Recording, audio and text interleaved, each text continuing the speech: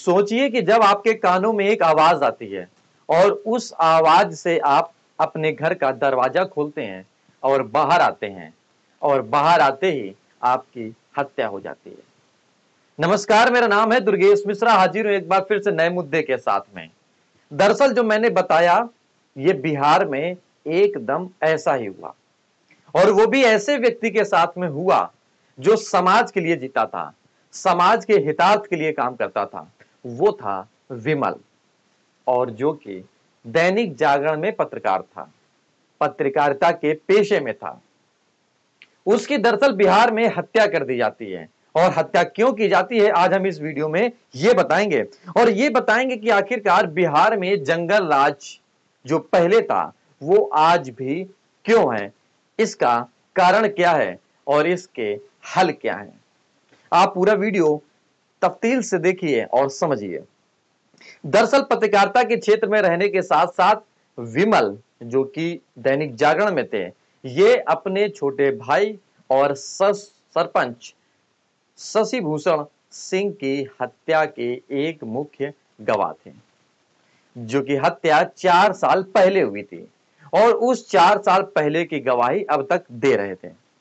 लेकिन बीते 3 महीने पहले इन्होंने स्वयं की लाइसेंसी बंदूक के लिए एक अपना कागज प्रस्तुत किया, जो कि वो लेना चाह रहे थे। लेकिन इसकी भनक सीधे तौर पर बदमाशों और अपराधियों को थी। अपराधी पिछले 3 दिन से रेकी कर रहे थे, जैसा कि विमल के लोगों ने बताया, पड़ोस के लोगों ने, दोस्तों ने और रिश्तेदारों ने। 3 दिन से रेकी करने के बाद आज यानी कि कल पत्रकार यानी कि विमल को बदमाशों ने बुलाया। विमल बाहर आए और बाहर आते ही उनकी गोली पड़ जाती है, और जैसे ही गोली पड़ती है उनकी हत्या हो जाती है। लेकिन सवाल यह उठता है कि क्या उत्तर प्रदेश में जो पहले हत्याएं हुई उसके बाद बिहार में हुई? बिहार में हालांकि ये आंकड़ा लगभग ज्यादा निकल करके आएगा, क्योंकि कुछ ऐसी घटनाएं हैं जो प्रकाशित होती हैं, जो पुलिस के पक्ष में पुलिस के पास जाती हैं, लेकिन कुछ घटनाएं ऐसी होती हैं जो मामले दब जाते हैं बिहार में। यानी कि उसकी सूचना ना तो समाज में पता चलती है और ना पुलिस प्रशासन में पता चलती है। तो दरअसल ये हुआ क्यों, हुआ की वजह मैंने बता दी। हालांकि 14 अगस्त को एक दरोगा की भी हत्या हो जाती है बिहार में। ये जो विमल है ये बिहार के अररिया में रहते थे, और बिहार के पूरे अगर हम समुदाय की बात करें, पूरे क्षेत्र की बात करें, तो बिहार एक पिछड़ा इलाका माना जाता है भारत की दृष्टि से।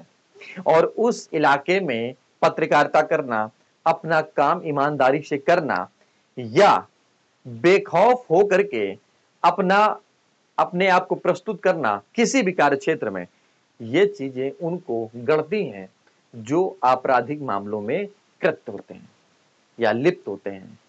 वही ये हुआ। हालांकि नीतीश कुमार ने बोला है कि उच्च स्तरीय जांच होगी और कड़ी से कड़ी कार्रवाई की जाएगी। अशोक कुमार सिंह वहां के जो एसपी हैं उन्होंने ये बोला है, कार्रवाई भी की है कि हम उच्च से उच्च, अच्छी से अच्छी कार्रवाई कर रहे हैं, कुछ लोगों को गिरफ्तार भी किया है। लेकिन सवाल ये यहां खत्म नहीं होता है। सवाल एक जन्म लेता है कि बिहार में ही आखिर ऐसा क्यों, अन्य राज्यों में भी होता है। लेकिन आपने बीते 2 साल पहले भी एक घटना सुनी होगी कि पत्रकार को घर में घुसकर गोली मारी गई थी। 2 साल बीत ही पाए हैं कि एक घटना फिर सामने हो गई है।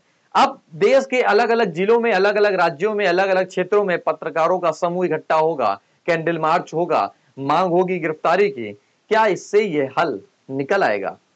क्या नीतीश कुमार को उत्तर प्रदेश के योगी जी से सीखना चाहिए कि योगी जी को, यानी कि योगी जी ने उत्तर प्रदेश में कैसे अपराधियों को खत्म किया है और अभी भी कर रहे हैं। हालांकि अपराध है, होते रहेंगे, लेकिन उस पर कमांड कैसे लगे, उस पर लगाम कैसे लगे और उस पर उपलब्धि कैसे हासिल हो, जिससे कि सरकार अच्छी चलाई जाए और जनता को सुरक्षा मुहैया कराई जाए।